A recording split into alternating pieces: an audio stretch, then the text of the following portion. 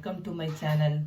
இன்றைக்கி நான் பாத்தில் ஒரு வத்த குழம்பு வைக்க போகிறேன். பச்சை சுண்டைக்காவை போட்டு ஒரு வத்த குழம்பு வைக்கிறேன். நான் எப்படி வைக்கிறேங்கிறத உங்களோட ஷேர் பண்ணிக்கிறேன்.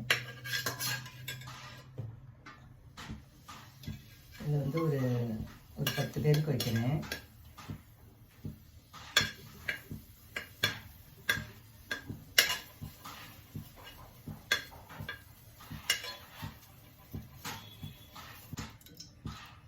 இந்த குழம்புக்கு ஒரு 2 ஸ்பூன் நல்லெண்ணெய் விட்டுக்கிறேன்.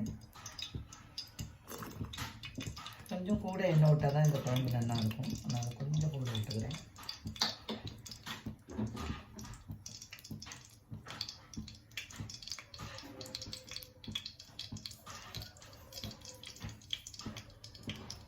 ஒரு ஸ்பூன் கடுகு,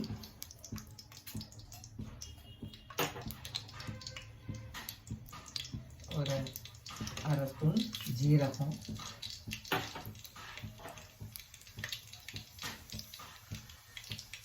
ஒரு 1/4 ஸ்பூன் வெந்தயம்,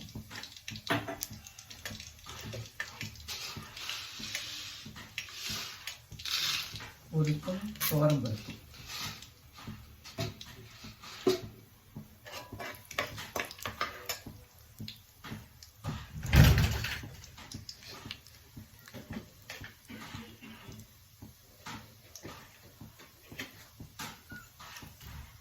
இதோட ஒரு காஞ்ச மிளகாய், கொஞ்சம் கருவேப்பிலை,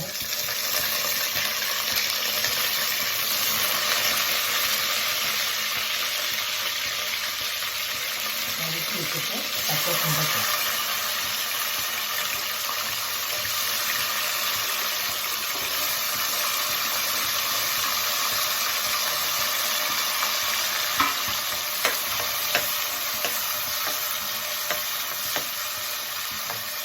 பச்சை சுண்டைக்காவை நல்லா கொஞ்சம் வதக்கிக்கணும்.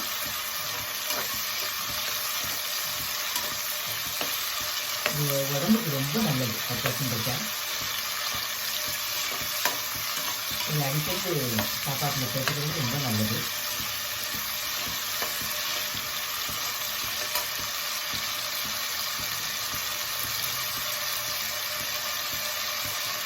இதுக்கு ஒரு சின்ன ஸ்பூனாலும் நான் ஒரு 6 ஸ்பூன் சாம்பார் பொடி போட்டுக்கிறேன். அதையும் இதோட வதக்கிக்குவேன்.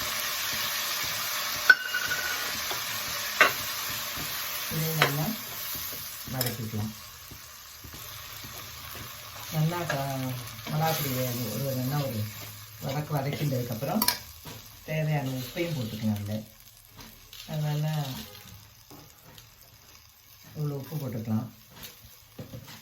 இதையும் சேர்த்து வதக்கிட்டு ஒரு பெரிய லெமன் சைஸ் அதை விட கொஞ்சம் கூட எடுத்துகிட்டு இருக்கேன் புளி. அதை கரைச்சி இதில் விட்டுக்கலாம்.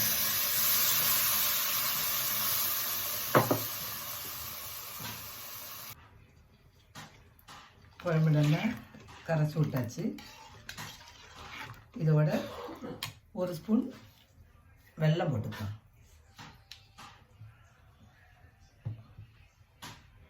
ஒரு ஸ்பூன் வெல்லம் போட்டுக்கலாம். அப்போ தான் அந்த குழம்போட டேஸ்ட் வந்து என்ஹான்ஸ் பண்ணி கொடுக்கும்.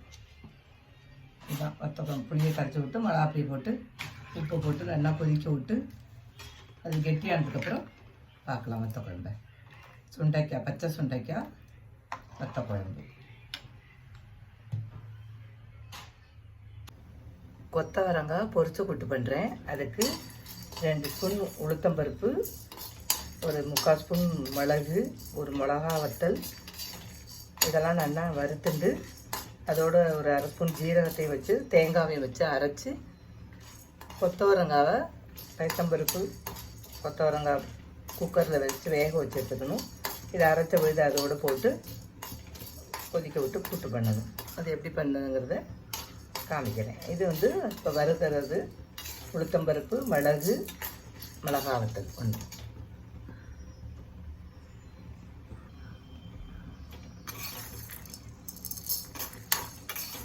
மிளகு, உளுத்தம்பருப்பு, மிளகா வத்தல். ஜீரகத்தை வறுக்க வேண்டாம். அதே கடைசியில் அந்த சூட்டில் போட்டு எடுத்துக்கலாம். அதுதான் நல்லா வறுபட்டு போச்சு. இதில் வந்து ஒரு அரை ஸ்பூன் ஜீரகத்தை போட்டுக்கலாம். அரை ஸ்பூன் ஜீரகத்தை போட்டுக்கலாம். இது வந்து அந்த சூட்லேயே இதாகிடும். இதோட தேங்காய் வச்சு அரைச்சிக்கணும். கொத்தவரங்காய் பொரிச்ச கூட்டுக்கு ஒரு கரண்டி பைத்தம்பருப்பு எடுத்துட்டுருக்கேன். அதோட இந்த கொத்தவரங்காவையும் போட்டு ஒரு 200 கொத்தவரங்காய் இருக்கும். இதையும் போட்டு குக்கரில் 2 விசில் விட்டு எடுத்துக்கலாம். இதோட மஞ்சப்பொடி, கொஞ்சம் உப்பு, ஒரு கட்டி பெருங்காயத்தையும் போட்டு ஒரு 2 விசில் விட்டு எடுத்துட்டுலாம். அதுக்கப்புறம் அதை அரைச்சி விட்றதை பார்க்கலாம். நம்மளோட கொத்த குழம்பு ரெடி ஆகிடுது.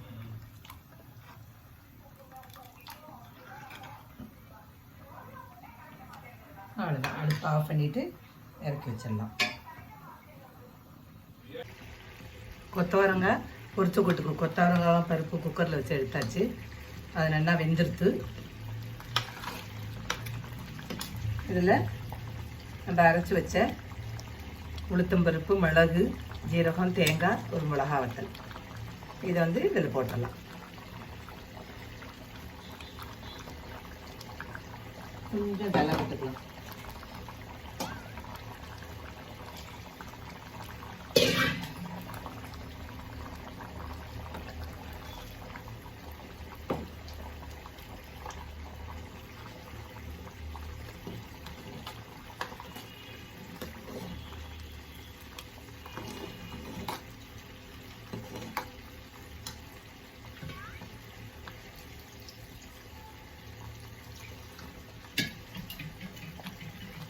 கொஞ்சம் கெட்டியாக இருக்கிற மாதிரி இருக்கும். கொஞ்சம் நல்லா விட்டுக்கலாம்.